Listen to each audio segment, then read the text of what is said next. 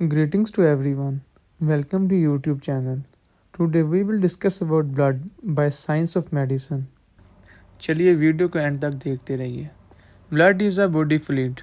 In humans and other animals that delivers necessary substances such as nutrients and oxygen to the cells and transports metabolic waste products away from those same cells. अब हम बात करते हैं functions of the blood. जो first function है जी transport of dissolved substances. जो blood है हमारा ये ट्रांसपोर्ट करता है आगे जितने भी डिजॉल्व सब्सटेंसेस होते हैं. Regulation of pH and ions, ये रेगुलेट रखता है पीएच एंड आयंस को भी. Restriction of fluid losses at injury sites, जिस जगह इंजरी होती है ये फ्लूइड लॉसिस को रोकता है.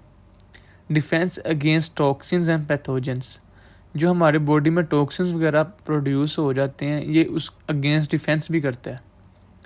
अब लास्ट हम बात करते हैं स्टेबलाइजेशन ऑफ बॉडी टेम्परेचर. ये हेल्प करता है बॉडी टेम्परेचर को भी स्टेबलाइज करने. अब हम बात करते हैं ब्लड प्लाज्मा.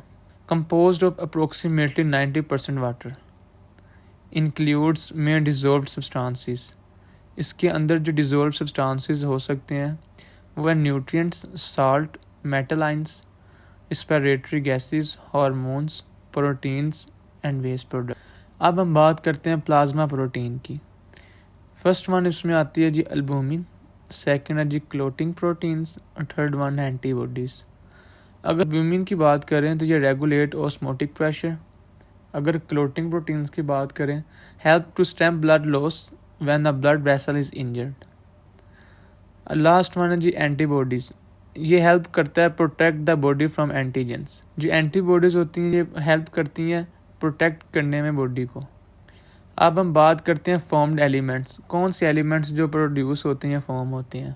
फर्स्ट वन आता है जी इरिथ्रोसाइट, सेकंड वन आता है जी ल्यूकोसाइट्स और थर्ड वन आता है जी प्लेटलेट. जो इरिथ्रोसाइट्स होती हैं इसमें होते हैं include red blood cells. Leukocytes जो उनसे हैं ये होते हैं जी वाइट ब्लड सेल्स और प्लेटलेट्स होते हैं जी सेल फ्रेगमेंट्स. अब हम बात करते हैं हीमोग्लोबिन. हीमोग्लोबिन आपको जैसा कि पता है ये ब्लड के अंदर हीमोग्लोबिन होती है. बात करते हैं इसके related. Iron containing protein binds strongly but reversibly to oxygen. Each hemoglobin molecule has 4 oxygen binding sites and each erythrocyte has 250 million hemoglobin molecules. चलिए अब हम बात करते हैं इरिथ्रोसाइट्स की. इरिथ्रोसाइट्स को रेड ब्लड सेल्स भी कहा जाता है. The main function is to carry oxygen. जो इनका बुनियादी मकसद होता है वो है ऑक्सीजन को लेना. अब हम बात करते हैं एरिथ्रोसाइट्स की एनाटॉमी की. फर्स्ट वन आता है इसके अंदर बायोकॉन्केव डिस्क. सेकंड आता है essentially bags of haemoglobin.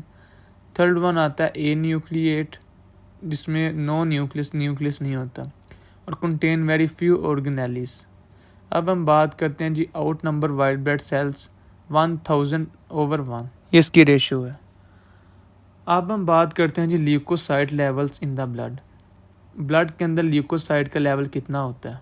Normal levels में होता है 4000 to 11000 सेल्स पर मिलीलीटर और एबनॉर्मल ल्यूकोसाइट लेवल्स होता है जिसके अंदर ल्यूकोसाइटोसिस अबव 11000 ल्यूकोसाइट्स पर millilitre generally indicates an infection, leucopenia और एबनॉर्मली लो ल्यूकोसाइट लेवल और commonly caused by certain drugs. अब हम बात फिर करते हैं ल्यूकोसाइट्स की जिसे वाइट ब्लड सेल कहा जाता है. फर्स्ट वन आता है जी crucial in the body's defence against disease. These are complete cells with the nucleus and organelles able to move into and out of the blood vessels. ये blood vessels के inside and outside move करने की ability रखते हैं. अब last one बात करते हैं can respond to chemicals released by damaged tissue. अब हम बात करते हैं जी टाइप्स ऑफ ल्यूकोसाइट. जैसा कि आप देख रहे हैं एक डायग्राम भी ड्रा की है. फर्स्ट वन है जी granules in their cytoplasm can be stain, include neutrophils, eosinophils and basophils. अब बात करते हैं जी आग्रोनोलोसाइट. फर्स्ट वन आता है जिसमें लिम्फोसाइट और सेकंड वन है जी मोनोसाइट्स. अगर लिम्फोसाइट्स की बात करें तो ये है जी nucleus fills most of the cell and it play an important role on the immune response. अगर आप मोनोसाइट की बात करें आपको मोनो से पता चल रहा है जी 1 एक की बात की जाएगी इसके अंदर. ये है जी largest of the white blood cells और इनके function as macrophages important in fighting chronic infection. अब हम बात करते हैं जी ग्रानुलोसाइट्स. इसमें आता है first one neutrophils, second one आता है इसोनोफिल्स और थर्ड वन आता है जी बेसोफिल्स। न्यूट्रोफिल्स में इंक्लूड है जी multilobed nucleus with fine granules और act as phagocyte at active site of infection. और इसोनोफिल्स में आता है जी large brick red cytoplasmic granules found in response to allergies and parasitic worm. अब बात करते हैं लास्ट वन जो है basophils. We have histamine containing granules और इनिशिएट इन्फ्लेमेशन। अब जी नेक्स्ट बात करते हैं हीमाटोपोइसिस, ब्लड सेल फॉर्मेशन भी कहा जाता है। ये अकर होती है रेड बोन मैरो में। All blood cells are derived from a common stem cell जिसे कहा जाता है मोसाइटोब्लास्ट। अब हम बात करते हैं प्लेटलेट जी, ये डिराइव्ड होते हैं from ruptured multinucleate cells जिसे कहा जाता है जी मेगाकैरियोसाइट्स और needed for the clotting process. जी आपको पता चल ही रहा है प्लेटलेट्स से कि जहाँ पर इंजर्ड वगैरह होता है कुछ, वहाँ पर प्लेटलेट्स क्लोटिंग करते हैं जिसकी वजह से ब्लड स्टॉप हो जाता है। Normal platelet count 3 lakh.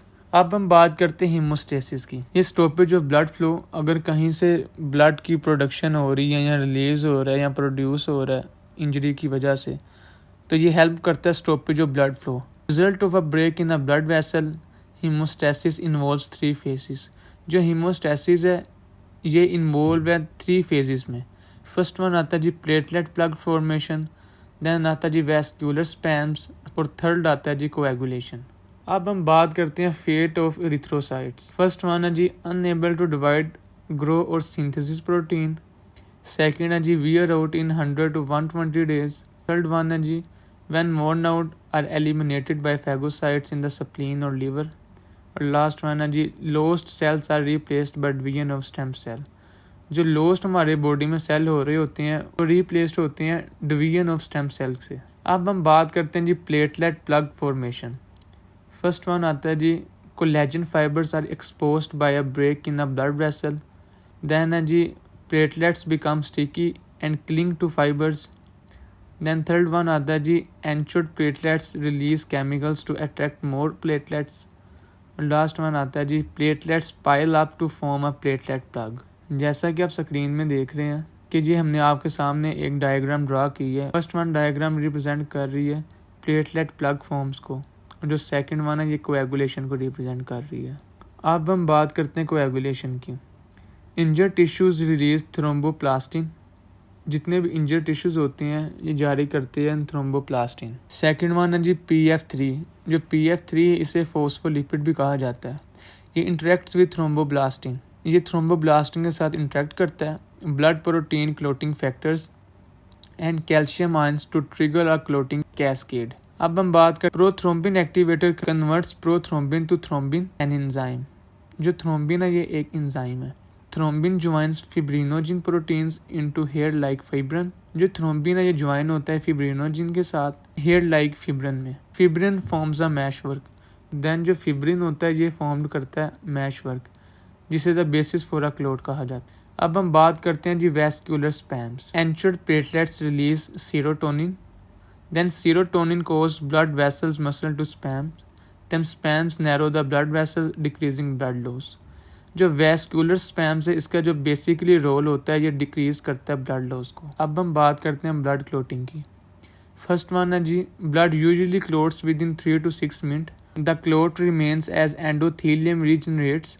The clot is broken down after tissue repair. जब टिश्यू की रिपेयरमेंट स्टार्ट हो जाती है जो ब्लड क्लोट हुआ होता है वो ब्रेक डाउन होना स्टार्ट हो जाता है। अब हम बात करते हैं blood groups and transfusion. Large losses of blood have serious consequence. Loss of 15 to 30% causes weakness. Loss of over 30% causes shock, which can be fatal. Transfusion are the only way to replace blood quickly. जो transfusion है ये एक वाहिद वो रास्ता है जो blood को replace करने में बहुत हेल्पफुल है, क्विकली मेथड है। Transfuse blood must be of the same blood group. अगर हम ट्रांसफ्यूज करते हैं ब्लड तो वो मस्ट बी वो सेम ब्लड ग्रुप होना चाहिए। अब हम बात करते हैं अनडिजायरेबल क्लोटिंग। फर्स्ट वन आता है जी थ्रोम्बस, देन जी एम्बोलस। अगर अब हम थ्रोम्बस की बात करें तो इसके अंदर इंक्लूड है a clot in an unbroken blood vessel and can be deadly in areas like the heart. और अगर अब हम एम्बोलस की बात करें तो इसके अंदर इंक्लूड है a thrombus that breaks away and floats freely in the bloodstream and can later clot vessels in critical areas such as the brain. अब हम लास्ट स्लाइड की बात करते हैं जो है ब्लीडिंग डिसऑर्डर्स। ब्लीडिंग की वजह से क्या नुकसानात हो सकते हैं। फर्स्ट वन है जी thrombocytopenia caused by viruses, medications और पोस्टबोर्न सीए ट्रीटमेंट। देन बात करते हैं जी प्लेटलेट डेफिशिएंसी। ब्लीडिंग की वजह से प्लेटलेट की डेफिशिएंसी हो सकती है और even normal movements can cause bleeding from small blood vessels that require platelets for clotting. जो लास्ट वन पॉइंट है जो इसी का ही पार्ट है वो है जी हीमोफीलिया। हीमोफीलिया में इंक्लूड होता है जी हेरेडिटरी ब्लीडिंग डिसऑर्डर और normal clotting factors are missing. I hope कि जितनी भी इंफॉर्मेशन आपके लिए हेल्पफुल होगी। Thanks for watching this video.